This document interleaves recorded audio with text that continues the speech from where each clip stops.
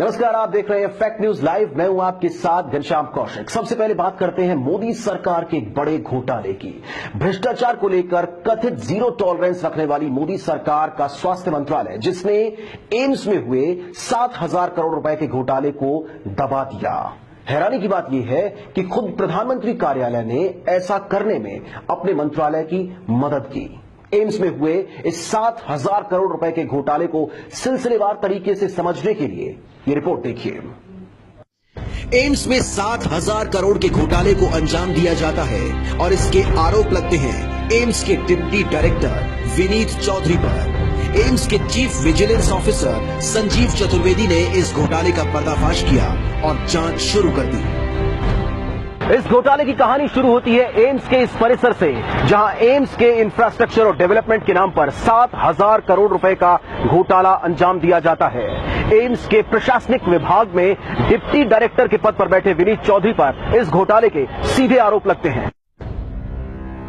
हरियाणा के झज्जर जिले में बने एम्स के नजदीक ही कैंसर अस्पताल के लिए जमीन की खरीद में भारी गड़बड़ियां पाई जाती हैं। जांच में इसके सीधे आरोप डिप्टी डायरेक्टर विनीत चौधरी और पीएस आनंद पर लगते हैं। और फिर यहीं से इस कहानी में एक नए किरदार की एंट्री होती है, और वो किरदार है देश की मोदी सरकार की कैबिनेट में बैठे वर्तमान केंद्रीय स्वास्थ्य मंत्री जेपी नड्डा। विनीत चौधरी को बचाने और इस घोटाले को दबाने के लिए बीजेपी सांसद जेपी नड्डा जी जान से जुट जाते हैं।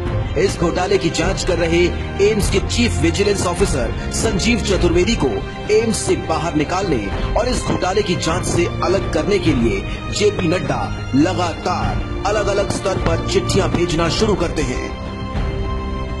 चाहे वो संसद की स्टैंडिंग कमेटी हो या फिर स्वास्थ्य मंत्रालय, इस घोटाले को दबाने के लिए बीजेपी सांसद जेपी नड्डा ने अपनी पूरी ताकत लगा दी, लेकिन बात बन नहीं रही थी।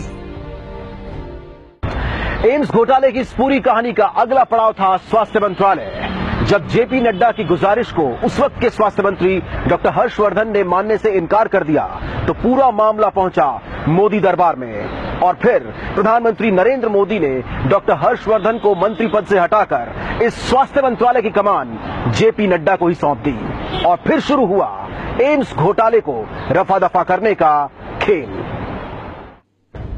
इस घोटाले की जांच से विजिलेंस ऑफिसर संजीव चतुर्वेदी को अलग कर दिया गया था और इस घोटाले की फाइल को स्वास्थ्य मंत्रालय से निकालकर कार्मिक मंत्रालय को भेज दिया गया।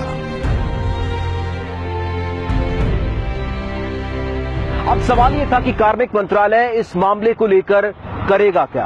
आपकी जानकारी के लिए बता दें कि कार्मिक मंत्रालय यहां पीछे मौजूद प्राइम मिनिस्टर्स ऑफिस के अंडर आता है और प्रधानमंत्री कार्यालय ने 7,000 करोड़ रुपए के इस एम्स घोटाले में विनीत चौधरी को क्लीन चिट दे दी। इस मामले की जांच सरकार के तोते यानी सीबीआई के पास भी पहुंच चुकी थी, लेकिन जब कोर्ट ने सीबीआई से इसकी जांच के बारे में पूछा तो सीबीआई का जवाब हैरान करने वाला था। सीबीआई ने कोर्ट में कहा कि कार्मिक मंत्रालय और स्वास्थ्य मंत्रालय उसे जांच में सहयोग नहीं कर रहा है और उसे जांच के लिए जरूरी कागजात मुहैया नहीं कराए जा रहे हैं। याद रहे कि ये वही सीबीआई है जो बीजेपी की विरोधी पार्टियों के मुख्यमंत्री के दफ्तर तक पर छापे मार देती है, लेकिन जब बात बीजेपी के नेताओं के मंत्रालय की आती है तो यही सीबीआई पिंजरे का तोता बन जाती है। दिल्ली से कैमरामैन कृष्णा के साथ मैं Ghanshyam Kaushik, fact news live. तो देखा आपने किस तरह से मोदी सरकार के मंत्री और खुद प्रधानमंत्री नरेंद्र मोदी ने एम्स में हुए 7,000 करोड़ रुपए के घोटाले को दबा दिया और इस घोटाले के आरोपी विनीत चौधरी को बेदाग बाहर निकाल दिया। किसी ने ठीक ही कहा है, चोर चोर मौसेरे भाई।